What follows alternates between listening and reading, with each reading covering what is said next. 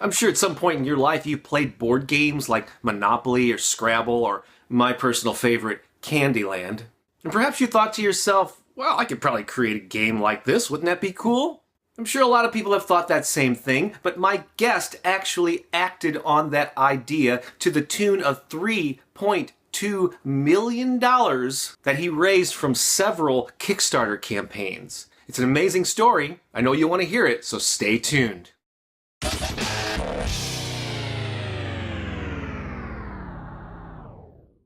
Hi, I'm Bob Baker. Welcome to my video channel where I share marketing and career advice for musicians, for writers, visual artists, performers, and creative entrepreneurs of all types. Plus, I throw in a little comedy and other fun stuff just to keep things interesting. So if you don't already, please consider subscribing to the channel. So this episode of The Creative Entrepreneur features an interview with Jamey Stegmaier, who's maybe one of the more successful creative entrepreneurs that I've ever interviewed. Although I've interviewed some pretty prominent people if you look through the archives. So Jamey's got an amazing attitude. He talks a lot about engagement and interacting and creating a community with his fans and supporters, something that every artist should know and be incorporating into their creative lives. Plus, he reveals kind of a new twist to his business model that's taking him into another direction. By the way, this was an audio interview that I did over Skype, so you'll be hearing our interview, but you'll only be seeing some slides to go along with it. It's coming up right now.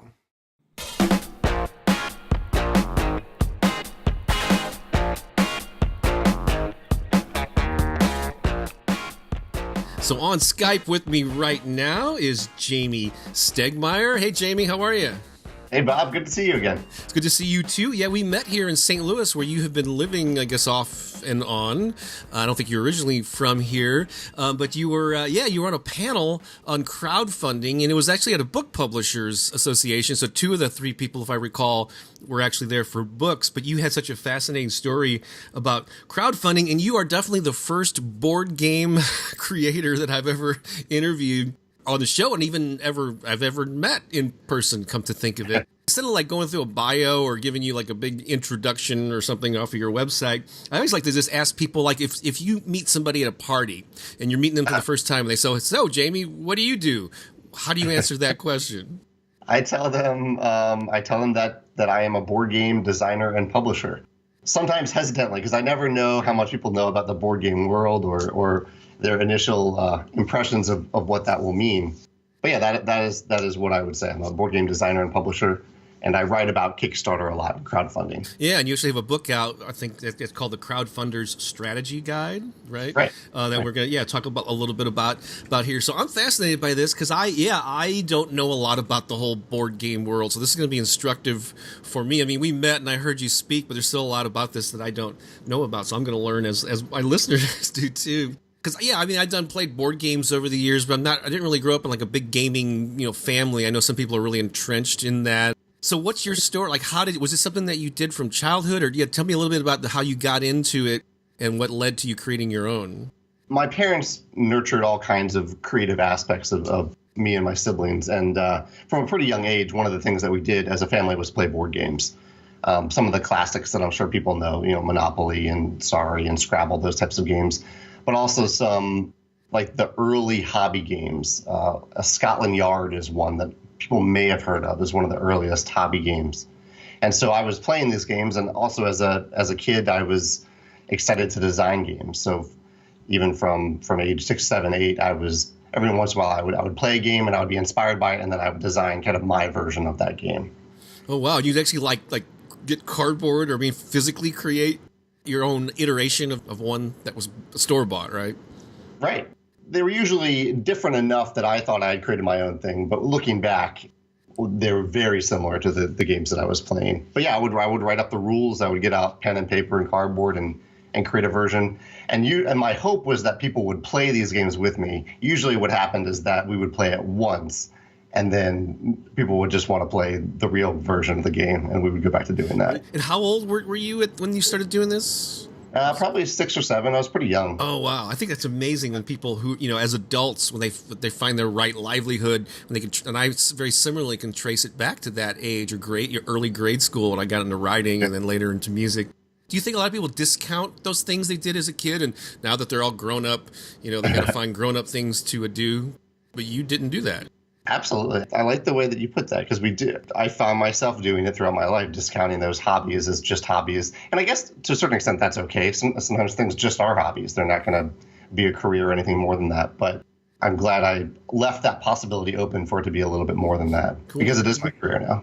And you mentioned the phrase hobby game, which I'm not familiar with. So is that a specific type of board game, a hobby game, as opposed to something else? Yeah, there's mass market games, which are most of the games that you see at Target or Walmart, although those stores do now have some hobby games. And then hobby games are usually, they're not mass produced in the same way that Monopoly comes out with hundreds of thousands of copies every year. Hobby games are usually print runs of 5,000 or 10,000 or even fewer. They rarely make it into a store like Target or Walmart. They usually find stores that are dedicated only to board games. So I guess like the word boutique, like a boutique record label or a boutique. So it's like a similar type of thing. It's for a niche market for people that, okay, cool. So I'm curious. So you did this when you were a kid. You created these things. So did you go off on a traditional career path? Or I think you came to St. Louis because you attended Washington University here. Is that right? I assume you weren't pursuing a degree in board game creation. I wasn't. There are actually some game design programs now. I believe there's one at Webster. And it would have been really neat for that to exist when I was in college. But no, I studied international business and Japanese in college. Wow. At WashU. And then I went into book publishing project management for a few years after that. And then I worked at Washington University for about 5 or 6 years after that. I assume, did you get away from the game thing and then it kind of reemerged in your life later, which kind of often happens? How did that come about? Yeah, that's a good way of putting it. It was always in the back of my head. I still liked thinking about game design, but throughout college, I think I only designed one game, and I didn't play a lot of board games throughout college. And it was a few years after college that I got into it. Probably the most well-known hobby game is Settlers of Catan. And so some friends introduced me to that game, and I got kind of back into the world of gaming and game design. Cool. So you were inspired by someone else who had created this hobby game or boutique game or whatever you want to call it. Probably reawakened that thing that you've had since you were a kid. It did. Yeah. Is that when you started thinking, maybe I wonder if I could turn this into a business? Or what was your thought process?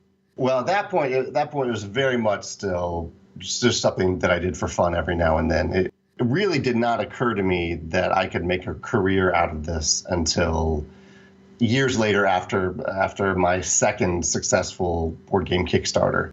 That was years later. That was only, I guess we're talking now in 2017. This was back in the end of 2013, where I was like, okay, maybe I could do something more with this. Wow. And cool. that was after I'd already made some money from it too. It was just a side thing, still a hobby.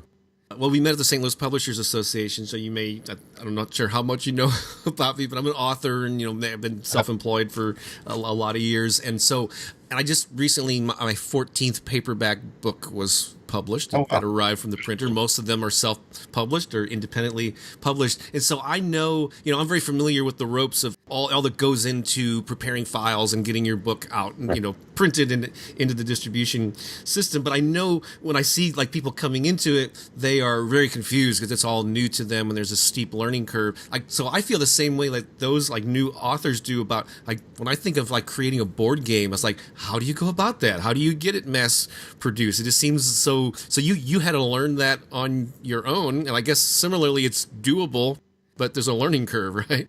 There was a huge curve, especially I went into it for the first game that I was designing. I started designing the game specifically to put on Kickstarter because I was really excited about the idea of Kickstarter. And I had the impression that Kickstarter itself was kind of a boutique platform in that I thought that I would need to build each game by hand. And I started doing that just to prototype the game and test out different versions. And I realized, just how much work it was to hand create a board game, and that it didn't look very good. It looked nothing like the polished, well-done board game. So it was at that point that I started to reach out to manufacturers so I could create something that was polished and looked really good. Yeah, so you had to learn just like to figure out who makes this stuff, and then you You just learn by doing, little by little. So was your first? So yeah, I know that Kickstarter is a big part of your story, and you have a unique way of doing Kickstarter, where it's not just it's like an ongoing series of projects that we can chat about here. So was Kickstarter part of your game creation thing right from the get go? Your first one, and what year was that too? This was in 20. Well, I had followed Kickstarter since I think pretty much since it launched, because I was just fascinated by the idea of being able to connect with individual people, like know the faces and the names of all your customers. Just seemed incredible to me, and to be able to fund something that doesn't exist. But it was 2011 that I really started thinking, okay, I want to do this with a game. I want to try to do this with a game. So I started designing a game with that in mind, that I would self-publish it on Kickstarter or through Kickstarter. And was that first campaign successful in your eyes? It was. I was very fortunate. This campaign was I ran it in 2012, in August of 2012. And we had a funding goal, I believe it was either $25,000 or $30,000, because to make a minimum print run of a board game is actually a fairly significant upfront cost. You have to make a minimum of 1,000 to 1,500 games, unlike books where you could just publish a few copies if you need. There's no print on demand of board games yet. Exactly. There kind of are, but they're very expensive. You really can't do it at scale. Yeah, for your first one, $25,000 to $30,000, and then Kickstarter, of course, is all or nothing. So if you don't hit the goal, you don't get the money. And what was the result of that first campaign? The result was that it raised a little over $65,000. Wow! And what was the name of that game? That first one? That was Viticulture. It's a game about building and running a vineyard in Tuscany. Wow, that's a very specific niche. So the common knowledge is, you can't just put something on Kickstarter and expect just because it's on Kickstarter it's going to get a lot of traffic. It's always the creator or who they need to drum up the traffic and the interest and all that. So were you starting from scratch? Did you already have any kind of a following? I mean, were you literally like right out of the starting gate and you had to go from 0 to 60? Well, I love two things that you highlighted there. The idea that Kickstarter isn't there to promote your game, and that having a fan base in advance of running a Kickstarter can make a huge difference. I have written a personal blog for many, many years, probably 10 or 11 years now, a daily blog that I write, and I built up a small audience that way. But a big part of that first campaign was I spent the first weekend writing individual emails to friends and family saying, this is a passion project. I would love if you could help me get it off the ground. I didn't mass email everyone. It was like individual requests to a bunch of people. And that really helped get things moving at the beginning. But the small small readership that I had did help a little bit. Did you have an email list with that blog too? Or was it strictly they were just visiting your site? I didn't, but again, you're actually giving all the best advice in this conversation, Bob. Yeah, because the email list I found is incredibly powerful and important. I wish I had that from the very beginning. Well, cool. What I was impressed about you on that panel is that the whole idea of engaging with people, having real relationships with people is like a crucial part of your strategy. And again, this is probably going to be one of your answers to a later question, but was that something that just was this obvious to you? Is this part of your nature? Or explain that aspect of what you did and just how it ties into a successful, well, not only Kickstarter campaign, but career as an artist. That's a huge part, and it is one of my answers to one of your questions about key things that are responsible for my company's success. That engagement, it's kind of something I figured out along the way. I started to figure out it through the personal blog when I realized that a blog is not just a one-way platform of me to put some words out there and people to read it, but rather each blog entry can be the start of a conversation. And so I try to end every entry with a question, and I'm active in the comments. I reply pretty much to every comment in the blog. And so I kind of started to have this idea through writing the blog that type of engagement was good. It was the foundation of relationships instead of just a one-time thing. And so I did that same thing through Kickstarter. One thing on Kickstarter, especially with board games, is to send out early copies of the game to get reviews, and then you can put those reviews on the Kickstarter project page. And so I've learned through that first project and following projects that if I create relationships with reviewers in advance, and by that I mean maybe I comment on their YouTube channel or I comment somewhere, and not in a way to promote myself, but just to start to get to know them and let them know that I'm out here reading their content and enjoying their content, then later down the road when I come to them and say, hey, would you mind reviewing this prototype copy of my game for the Kickstarter, they're a lot more open to that rather than if my first email to them ever is asking them to do something for me. That's great, because that's advice that I've been dishing out for a long time. So I'm glad someone has, you're just reinforcing that, reaching out. It's not always about asking for something, asking for coverage, asking for a sale or a review. Sometimes your initial communications with people just should be to establish the relationship, and hopefully you're genuine and authentic about it too, right? You appreciate what they do or whatever. And then also, so it sounds like even before Kickstarter, it wasn't like you did a bunch of research and go, oh, I need to engage with people now. It was something it was a habit you'd already established through your blogs. It was just a continuation of that, right? Yeah. I kind of got lucky in the idea that I started out creating that blog because I wanted to just write, but I learned so much. I've learned so much about interacting with people online in particular through creating that content. It's something that I recommend to anyone who's looking to do a Kickstarter or build a product. If you start creating some other type of content today that adds value to people, it can make a huge difference in both in what you learn and to start to build up that fan base through the e-newsletter subscription in particular, as you mentioned. So this is all awesome stuff, Jamey. And I'd like to hear some of your successes. Like, how many Kickstarter campaigns, how many games have you now put out since that first one? And if you don't, whatever you can share, well, I guess it's public knowledge on Kickstarter. Right. So it's not like it's private or anything, but just share with the listeners some of the numbers and the success that you've had, the subsequent campaigns that you've done. So that first campaign was viticulture, raised $65,000, and I shipped it about a year later. At that point, I launched another campaign for my next game, a game called Euphoria. And I mentioned this one in particular because Euphoria ended up raising a little over $300,000. Wow. And after I shipped it to backers, after I was confident that I had delivered on all my promises, started to see a more steady stream of revenue because I wasn't just kickstarting these games, but I was also entering them into distribution. That's when I moved on from my current job, my day job, to working full-time for Stegmaier Games, my company. And since then, I've run 5 more Kickstarter campaigns for some games and some accessories that my company makes and some expansions. And that led up to probably the biggest Kickstarter, or not probably, definitely the biggest Kickstarter that we've had back last year, a little over a year ago, November 2016, was for a game called Scythe that raised a little over $1.8 million on Kickstarter. Wow. Yeah, so that was the biggest one. It was a nice surprise. And so my company has had a nice growth curve thanks to Kickstarter and thanks to our fan base. That's awesome. And so, you were able to quit your job, I guess, after that $300,000 campaign, number 2. And Stegmaier, so that's obviously it's a part of your name is in that. Is there a reference to the? Yeah, the other guy involved with the company and my co-founder is a guy named Alan Stone. Okay. And so we combined our names to make the company. He got involved early on in the design of Viticulture, that first game for Kickstarter. He doesn't work full time on the company. This is my full time job. He has other jobs that he does, but he's still a partner, and it's been very helpful for me to have a partnership throughout the process. Nice. And so I know that you're, again, from this panel that I witnessed a while back, I know that your approach to Kickstarter is not just like one-time projects, and then you look at it as like an ongoing series of campaigns. And is that still your business model moving forward? What's the philosophy of the ongoing campaign versus what maybe most people do with Kickstarter?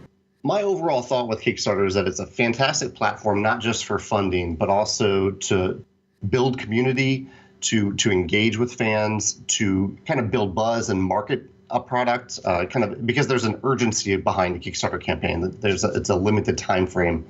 It's an opportunity to make it better using things like stretch goals. So you start out with a base version of the product, and the more money you raise, the more people that get involved, you can make a better version of it. I love all those aspects. And you get to, one of the most important perhaps is that you get to gauge demand for something. So, for book publishing, you might know, okay, I need to print at least 1,000 copies of this book versus maybe a much smaller print run or a much bigger print run. But the last part of your question was, am I still doing it? And the answer is no. I haven't 100% quit Kickstarter and crowdfunding, but I have decided, and this will come up in one of your future questions. You kind of prefaced me in advance of asking what are the biggest challenges that I'll encounter. Okay, yeah. Consistently throughout my time running the company, that the biggest challenge has been time. And after the Scythe Kickstarter, as successful as it was, I realized just how much time I had spent planning and executing and running that Kickstarter campaign and on all the fulfillment and the customer service involved. And I realized that I would rather have that time to focus on other things. So because of that, I've kind of moved away from Kickstarter and we're moving into a more traditional publishing route.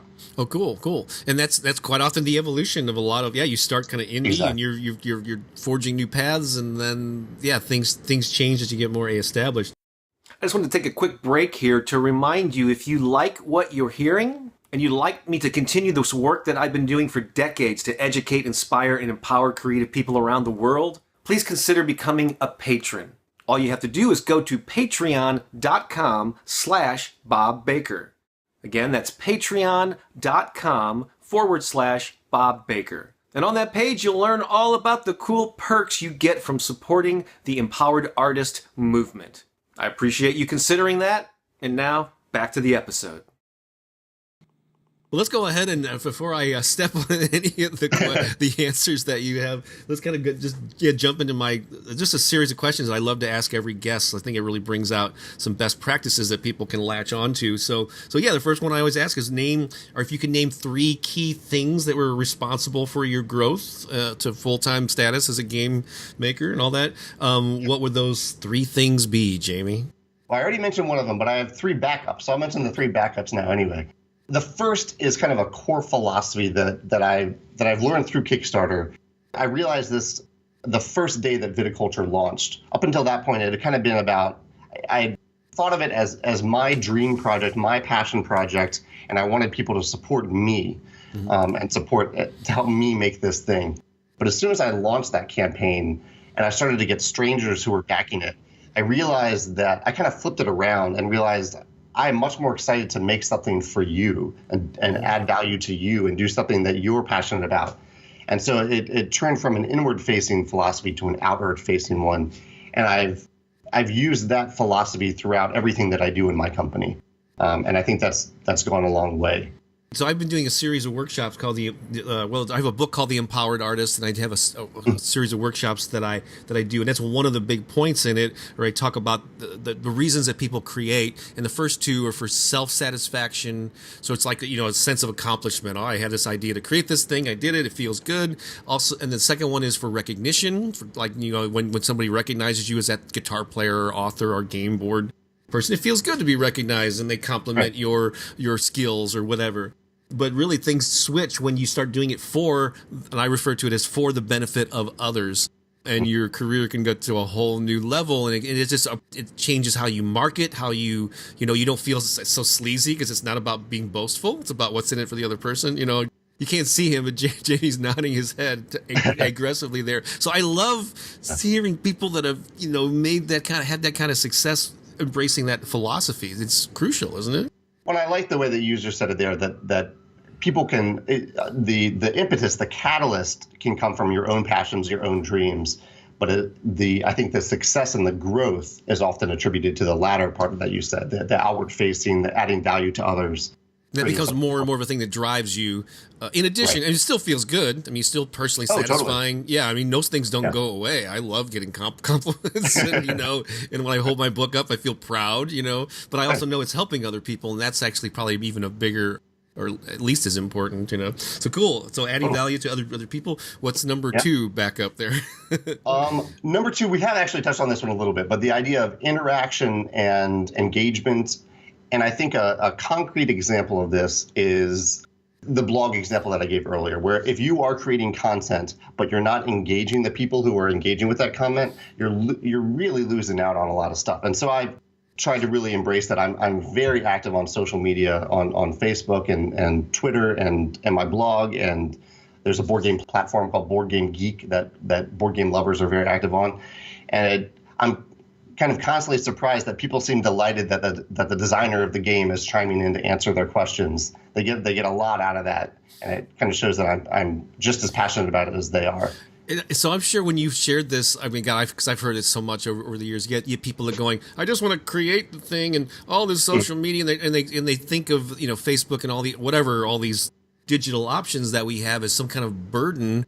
But you obviously haven't done that. What's your advice for people, or do you even have any for people that have that attitude about, I got to do all this work to talk to people? Well, if you see it as work, it's probably always going to feel like work. I have the opportunity to talk with people and help people understand my games better and to share that passion with them for my games or for any games. For someone where it really does feel like work, they might ask themselves if they're really that passionate about it. And maybe they are. And I don't think that's necessarily a disclaimer, but or to discredit that.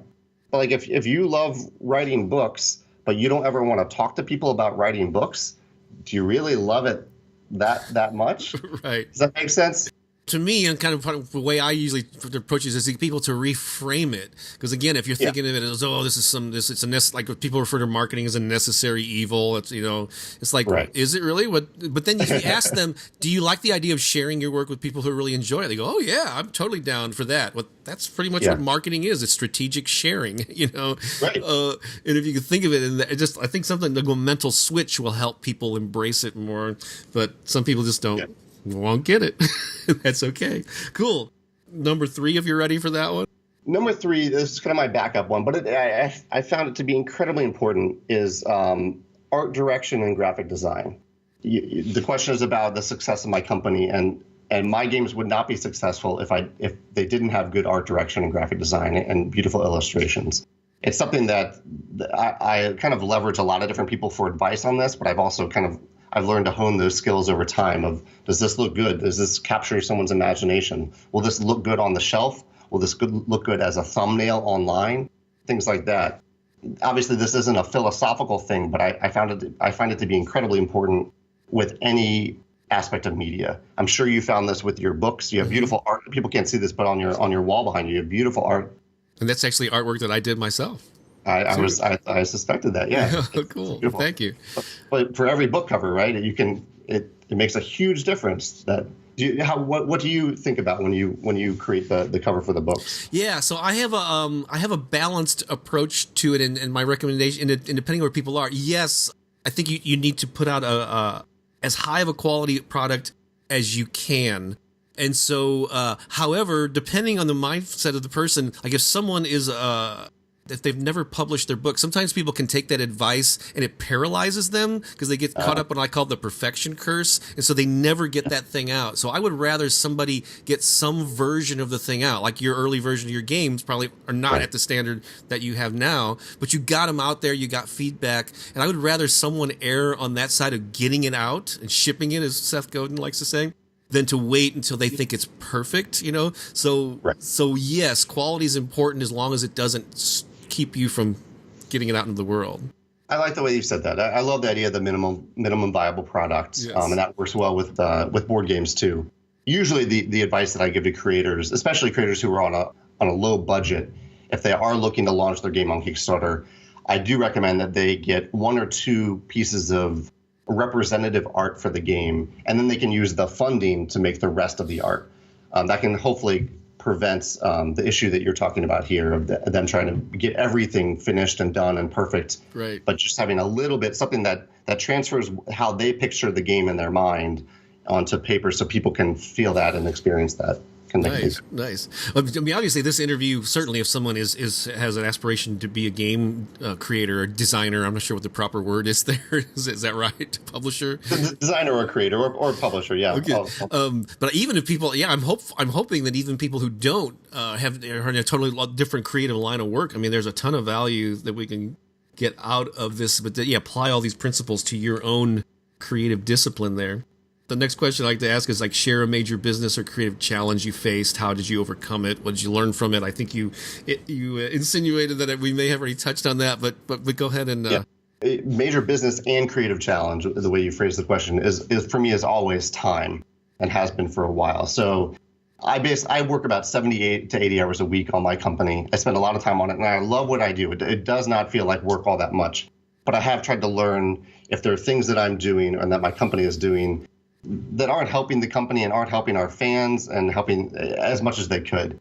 The example I gave was Kickstarter. As much as I love Kickstarter, and I think it's been a key element of my company existing and growing to what it is today, I think at this point it takes so much time that I'd rather spend that time doing other things. Yeah, and that's one thing that I've only done one fan funding campaign. I did through a site called Rocket Hub. A couple of friends of mine had used that, and it was moderately successful. It's for my artist empowerment, or the Empowered Artist book. All the research that I've done, it says people underestimate the time that a fan funding campaign takes. There's a lot of upfront prep work and preparation for it. You're really engaged during the 30 days or whatever your time frame is, and then there's a follow-up and the living up to the commitment. So I can see where that would be a big time suck. So what I'm curious is, if you're shifting into a new kind of an altered business model, is it still catering directly to your fans outside of Kickstarter? I think, the biggest difference is the actual transaction. So instead of a customer buying the game from me, they will buy it from a retailer. And so my goal is to essentially still simulate the Kickstarter process, all the engagement, the community building, the interaction, the comments, the letting people influence the final product with their ideas and their thoughts and their opinions, still having all that stuff. But in the end, when the customer goes to buy the product, instead of buying it from me, they'll go online or they'll go to their local retail game store and buy it. But it helps to have that built-in audience. You had to be able to send there, as opposed to most people, like I refer to it as, they push their product through the system. Like they push it through to distributors and to retailers, and hopefully they want to reach people on the other end. And the way I describe my own book business is, I did an end around, and I went directly to the end user, the readers. In my case, it was musicians, because most of my books are on music marketing. So I built a relationship with readers and a demand and a reputation, and then now they pull it through the system and go to their libraries and ask them, to carry it or whatever. So it sounds like a similar approach that you'll be taking, right? Absolutely. And I like the way that you said that, the idea of almost inspiring your customers to ask for the product from the place where the transaction happens is absolutely huge. And that's actually a challenge that I'm facing right now, and that I will continue to face, because I've almost trained my customers to come to me for the product before it's made. They're used to the Kickstarter. And so now I'm having to slowly kind of gently nudge them towards what you just described, which is to go to the retailers and say, hey, I want this game. I want to buy it. Can you stock this product for me? Do they sell board games on Amazon too, I assume? Yeah, they sell board games on Amazon, and there's some big online retailers. There's actually one in St. Louis called Miniature Market that focuses on board games and miniature games. There's all sorts of stuff about that industry that I'm just clueless about, but I think I find it fascinating. Just one real quick thing. You mentioned some kind of a community or something where you had the word geek in it. And yes. So I was just curious, because I'm all about, also I think a crucial thing is for people to know clearly who your ideal fans are, and quite often it's a niche within a niche. Not knowing the specifics of the games, I had a feeling that is it safe to say, are your fans or the people that support you in the geek culture, or are the games geared toward them? Definitely. And it's the site I mentioned is called BoardGameGeek, which is I guess it's almost Facebook for board gamers. It's a very well populated site, and it's very targeted. It's one of the few places that I feel comfortable doing like banner ads online, because I know how specific and targeted it is to that specific audience. And it is a niche community, but it's also a pretty big one. There are millions and millions, tens of millions of board gamers worldwide, some of them in the U.S. and many of them international as well. Nice. And so was that another crucial thing, to knowing who your fan was, and if you just simply attracted them to you, or if you went out to those types of communities where they're hanging out, because you're one yourself, I assume. Yeah, totally. Right. Yeah. And so a lot of people are like, it just amazes me when some people go, I don't know who my fan is, and so usually my advice to them is just to look in the mirror. They're usually a reflection of who you are. I like that. So cool. And the idea, I think that almost the step after that is, after you realize who your fans are, find where those fans go to talk to each other, whether it's online or in person, and become a part of that community, which is something that I didn't do enough in advance of the viticulture campaign. I wasn't as involved in that community as I should have been. But since then, I realized how awesome that community is and how much fun I have with it. So I'm there every day, many times a day on that website. All right, Jamey, so I'm going to move down to the next question. This is one I just like to ask every guest. And so if you could name a book that changed your life, what would that book be, and why was it so impactful? This was a fun one to think about, because a lot of books have had different impacts on me. But the one that came to mind at the top of the list was a book called Predictably Irrational. Oh. Have you heard of this book? It rings a bell, but I definitely have not read it. It's by a behavioral psychologist named Dan Ariely. The book is Predictably Irrational. Okay, I've heard of him. I've seen he's got like has TED Talks, or I've heard him interviewed and stuff, but I didn't make the connection there. Okay. The TED Talk is what hooked me originally. He talks a lot about the economics of pricing. And so as much as I love kind of all the soft elements that we've talked about of running a business, I also love things like picking the right price and printing the right number of games and things like that. I love just learning about human nature and human behavior and how that affects pricing and all the little business decisions that I make. I learned so much from reading that book. Oh, cool. I may have to check that one out. And so I think we kind of already touched on this, maybe, unless you have a different angle on it. But so I always like to ask people, like, what truly motivates you to do what you do? Another way of stating it is, what's your big why? But what motivates you to put in all the hours that you said that you put in on this business for the last few or several years? What would that be? Yeah, I love the concept of the why. Did you get that from Simon Sinek? I've been asking that prior to that, but yeah, he's he's certainly reinforced that. Yeah, you're ahead of your time. I'm a pioneer in all sorts of ways. My why and my company's why, our mission, is to bring joy to tabletops around the world. You know, I love the idea of making people happy, making things that people are happy, that make them smile, make them bring together friends and family, and the worldwide part is really important too. I'm not just focused on English-speaking people, but also I have partnerships around the world to make international versions of my games and distribution worldwide to reach all kinds of people. Does that phrase bring joy to tabletops around the world? Was that it? Yeah. Some people call them board games. Another way of saying is tabletop games. So that would be an excellent way, not an elevator speech, but like if you meet somebody at a party. So what do? I bring joy to tabletops around the world. That would definitely lead to how do you do that? That would lead to a follow-up question. But I love that. That's a very succinct way because, unlike like apps and other types of games, you create physical ones. So people have to get together. So there's a bigger mission in bringing people together, bringing more joy, family connection. I can see that. How could that be a huge mission for you? Yeah. Awesome. A lot of my games also, part of that goal is they span from 2-player game. Like most of my games allow for 2 players to play or up to 5 or 6 players. Part of that goal is being that couples can play or 2 friends can play the games, but also if they want to have a game night, a greater group of people can gather around the table and play. Very cool. Very cool. Yeah. And I guess, and you also like tap into that sort of indie, like a lot of times, there's some people that like the mass market stuff and they only see, they will play Monopoly or they go see the blockbuster movies. But there is a certain element of culture where they introduce their friends to something that's not so common and it's kind of a cool, gives them a hipster kind of a feeling or whatever. And I guess you tap into that too with your games since it's not mainstream. Absolutely. I mean, one of the most important aspects of marketing to me is finding ways to encourage people to get our games to the table. And part of that is making good games that they like actually playing. But the more that I can get someone to bring one of my games to their table is the greater the chance that they might introduce it to someone else who has never played a game or has never played that game. And then it spreads out from there.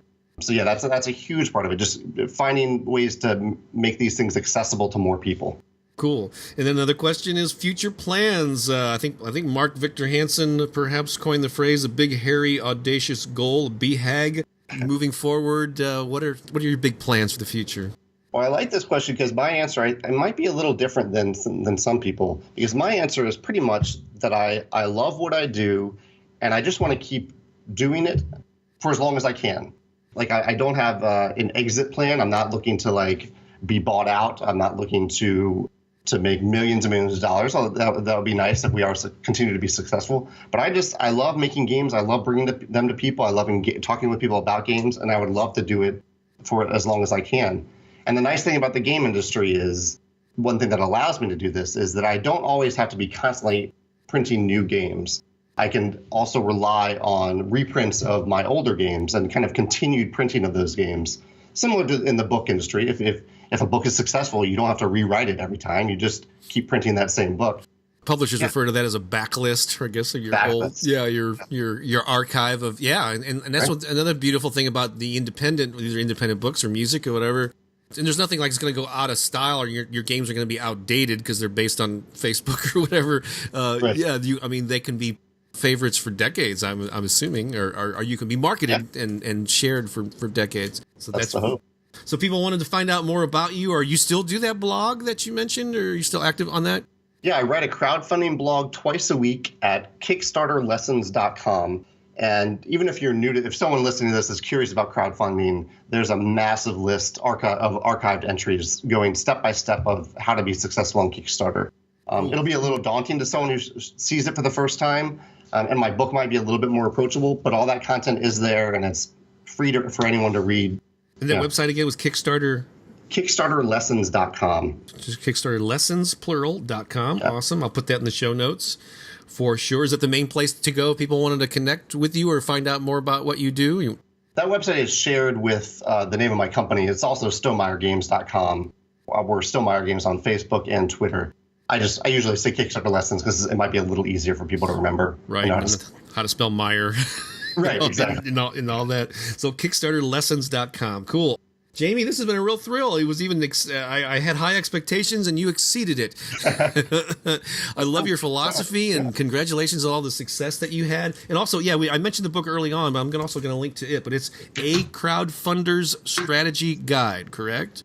Yeah, the subtitle is Build a Better Business by Building Community, which I think is something that you've talked about here today, that we've talked about. I love that aspect of building a community around something that you're passionate about. Obviously it's not just for board game people. Right. It's for community builders and crowdfunders in general, and that's available on Amazon, I'm assuming, and various spots. So I'll link to that. So thanks a lot, Jamey. I really appreciate it, and continued success. And I hope your new business model gives you a little bit more free time. So maybe you could cut down to maybe 65 or 70 hours a week.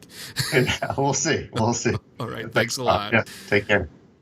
Wow, wasn't that an amazing interview with Jamey? I just find it to be very inspiring. So here's your homework. Think about how you can engage and interact more actively with your fans. Really have a sincere desire to help them and to get to know them and to be part of their community. And then when you need support with something, there's a greater likelihood that they're going to come and support you. So again, thanks for watching. I would love to stay in touch with you and interact with you a little bit more intimately than just through these videos. That's why I encourage you to get on the Creative Entrepreneur VIP list. It's really easy to do, it's free, and you'll get free access to a course of mine called 30 Ways to Become an Empowered Artist. I've sold this for as much as $99, but it's yours free. It has like about 3.5 hours of online video training. So to get that, all you have to do is to go to this simple URL, and it is promoteyourcreativity.com. That's promoteyourcreativity.com. Get on the VIP list, get free access to that course and some other goodies, and we'll communicate by email as well. So I appreciate you being here. Subscribe to the channel, leave a comment, hit the little like button, and share this with your friends who could really use this message. Thanks for all you do to express your creativity and share it with the world. I'm Bob Baker saying so long for now.